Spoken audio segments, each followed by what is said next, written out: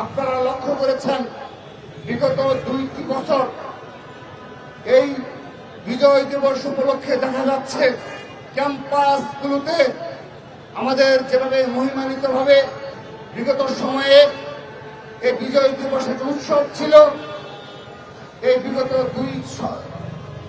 দুই বছর যাবৎ আমরা এটা লক্ষ্য করছি এটি আর উৎসব হিসেবে নেই। এই কোনো না কোনো প্রক্রিয়া করে অবলম্বন করে ঢাকা বিশ্ববিদ্যালয় সহ সকল শিক্ষা প্রতিষ্ঠানকে বন্ধ করে এই বিজয় দিবস উদযাপনে বাধাগ্রস্ত করা হয়েছে।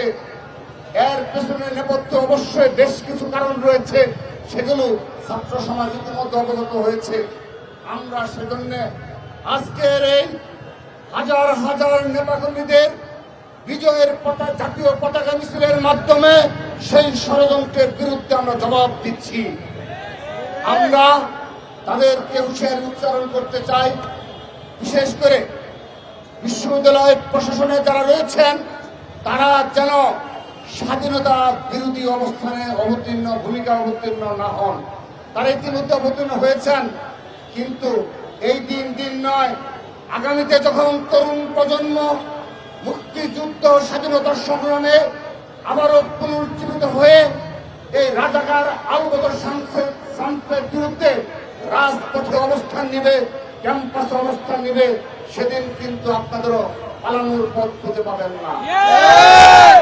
আপনারা এমন কোন অপকর্ম নেই যে করছেন না, নতুন নতুন বানোয়ার গল্প তৈরি করছেন, বয়ান তৈরি করছেন, যারা তরুণ প্রজন্মকে এই মুক্তিযুদ্ধের যে আমাদের সবচেয়ে গৌরবের ইতিহাস তাকে ভুলিয়ে দেওয়া যায় সেই প্রচেষ্টা করছেন।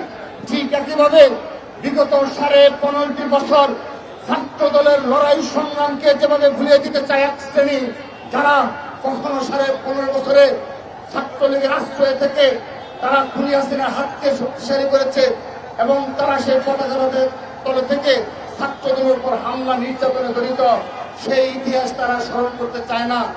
সেইভাবে মুক্তিযুদ্ধের সেই গৌরব গাথা ইতিহাসকেও তারা ভুলিয়ে নতুন তরুণ প্রজন্মকে একটা নতুন ভাবে প্রস্তুত করতে চায়। আমরা তাদেরকে বলতে চাই, অবশ্যই বাংলাদেশ যতদিন থাকবে ততদিন এই 1971 সালের মুক্তিযুদ্ধের চেতনা নিয়েই আমরা বেঁচে থাকবো ইনশাআল্লাহ।